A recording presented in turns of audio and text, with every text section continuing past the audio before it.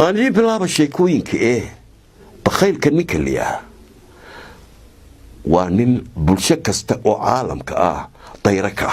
dadku ma jecla waa nin waliba dadku aad u haraamo waa nin lagu tilmaamo cadow ma arag anigu dhaqan meel kasta umadi degan tahay midba doontaa yeelato diintay doontaa ku jirto afkay doontaa ku wadasho meel ninkaas uu ammaan ku leeyahay ma arag meel kastoo rag joogana dumar inaga hadane bakhayl waa ila daan weyne waa laga helayaa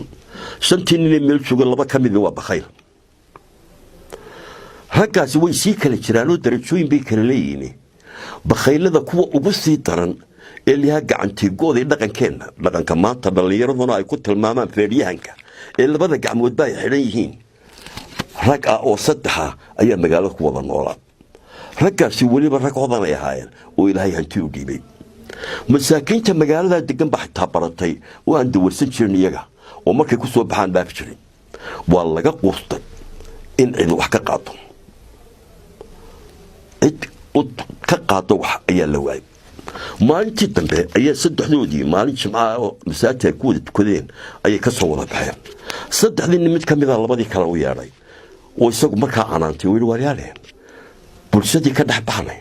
tolkay deeraynu ka nahay mujtamacaan la noolayno dham way inaga quusteen xitaa masaakiintiiba ina dawarsan weydii ilaahayna xoolahan uu ina siiyey way nagu imtixaanaya war heedhaan isan isu dhaano oo dadkan walaalaheena ee inoo baahan ee ehelkeen iyo masaakiin iyo jaarba leh aynu wax taro labadii kale waa hadal wanaagsan waanu kaa sugaynay markaa ninkiiba wuxuu yidhi waxaynu u baahanno keliya saynu gacanteena u bari lahayn inay jeebka wax ka soo saartay miskiinsiisu arrintaa ma haysa balgeysinimada iyo wadnaha inaynu yeelno kii markii hore hadlaydeen waxbixisaana doonayni waynu soo tashanaynaa kula mid baan ahaye jimcaad dambe halkaan isku nimaadno nin walba isagoo khidada wax ku bixin lahaa soo sameeyey saddexdii markii saddexdooda bay siimi jimcii dambe salaadii markay soo baxeen meel gooniya soo baxeen kii maalintii talada keenayna ala haya saynu wax ku bixin lahayn aan soo wax ku bixin lahayn walaya bakooradiisu tuu wareejiyey dhulku wareejiyey lacag buu soo saaray markaa lacagtii qadaadicda ahayd baa berigaa socoto shilimaad iyo waxaas malaa dhalinyaradu garanmaysa lacagtaasi lacag ka samaysan maar baheedo abagoo kuuskuusuro shilimaad liyo lacagtii buu soo saaray xantooba muged wuxuu yidhi saasaynu u daadinaynaa saa markaynu u daadino ma wixii ku dhaca wareegga gudihiisa mise wixii bannaanka ku dhaca aseen midba wixii wareegga gudihiisa ku dhaca innagaa leh wixii bannaanka ku dhacana masaakiintaynu siinaynaa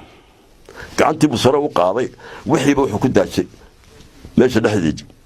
mid kale ay daalin baa tahay inaad wax xisaabana doonayn wixii baa soodayaal ku daajay ma waar naga tag xabib in mayse annaga hayna nidaamkii lagu bixin lahaa xariijin buu jeexay markaa kii xariijin ayuu soo jeexay dheer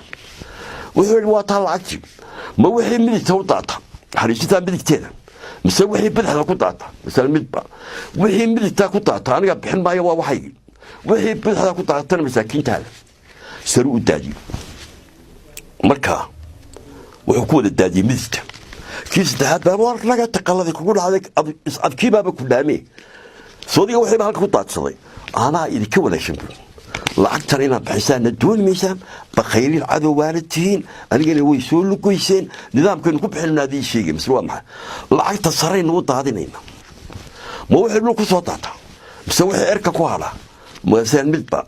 wixii dhulka ku soo daata bixin mayno wixii erka ku hadhayn masaakiinta siinayna lacagtii buu sare u daajay ma shilimaad baa erka ku hadhaya way soo wada daateen saddexdii bakhayl iyo taladoodii waxbixintu waa geesinimo sheekadana labaad waxaa leeyahay laba qosol hadba waa kii dambeeya xiriir baa dhex mara bini aadamka xiriir baa dhex mara معلم يا أرضي حرير بعد حمرة بختار يقفك الدويني حرير بعد حمرة لبا قفان اسكو ميدا باهين اسكو أباهين لكن حريرك بحمرة يا هدية تشير وحكو حنا الظروف يا أسباب كانتا لبا حيوان أو أن اسكو بيئات باهين أو نرسو ميلهين أي صاحبنا بعد حمرتك والطاير يلي بحبضات طاير بدلوغا مقليو اللي بحبضات نبرهي قميماتو هدنا صاحبنا بعد حمرتك وحيسو كانتي deegaan meel badda khooriya oo baddu ay ku soo dhacdo dhagaxan shacaabiya ayaa shacaabiga dushiisa waxa ku yiray dhul barwaaqo ahaayo geedo daayeerku geedaha soo fuuri jiray oo qalaaban jiray libaax badeedkuna wuxuu soo raaci jiray moolkan badda halkii bay labadii iska barteen subax walba halkaasi isugu yimaadaan oo sheeko ku dhex martaan waxay noqdeen rafiiq iyo saaxiib laakiin aan isku baycad iyo isku deegaan hayn libaax badeedkiina badda kama soo bixi karo daayeerkiina badda ma geli karo laakiin halkaasaa libaaxna uu uga sheekeeyaa berri iyo qaraabka daayeer iyo xeeladihiisa daayeerku libaaxna uga sheekeeyaa bad hoosteed iyo camalkeed labaduba labada arrimood way xiisaynayeen oo may ka midna maalin habsaam jirin maalintii baa libaax badeedkii la yimi qiso yaab leh wuxuu li daayeeroo muddo dheer baynu saaxiib ahayn ehelkii iyo qaraabaday oo badda hoosteeda ku jirana waan kuu sheegay saaxiibnimadeenna maanta iid baa jirta dabaaldegii caleemasaarka aabbahay boqorkii libaax badeed ayaa maalinta heblaaye ah dadka la casumay baad ka mid tahay oo waad ka qaybgelaysaa daayeerkii baa qoslay mas-uul maxaad ku qoslaysaa mas-uul bad miyaan tegi karaano haddaad ila muusno badda galo soo dhiman maayo markaasuu hi maya annaga kuu geenin meel oksijiin leh dad baa la marti qaaday nooc kasta libaaxyaa la marti qaaday shabeello waa badda hoosteeda magaalada nooga dhisan waar anaa kula dabaalanaya baqan daayeer wuxuu yidhi waa tan maanti baa la gaadhay daayeer buu libaaxii dusha ku qaaday badda dusheedu la dabaashay markuu badweynta marayo ayuu libaaxi qoslay maasuu daayeeri maxaad ku qoslaysaa caqli xumadaadaan ku qoslayaa buu yidhi xaggaad ku maqashay buu yidhi libaax badeed boqor ah iyo badda hoosteeda magaalooyin ku jira iyo waxaa iyo dabaaldeg waar wax kale looma socda buu yidhi aabbahay oo xanuunsanaya ayaa la yidhi daayeer beerkii ayaa u dawaa intoodha waxaa kugu sheekeynaya inaan beerkaa kaala baxo haddana aabbahay baan kuu geenayaa oo beerka kaala baxaya daayeerkii baa yidhi khasaare intuu ooyey maxaad ku weysa waan ka xumay bil aabbahay inuu beer u baahan yahay waan kaa dhaafay haddaan nahay daayeer beerka caloosheedu kuma jiro waxa ugu jira geeduhu saaray bil beerku haddaad weydiin lahayd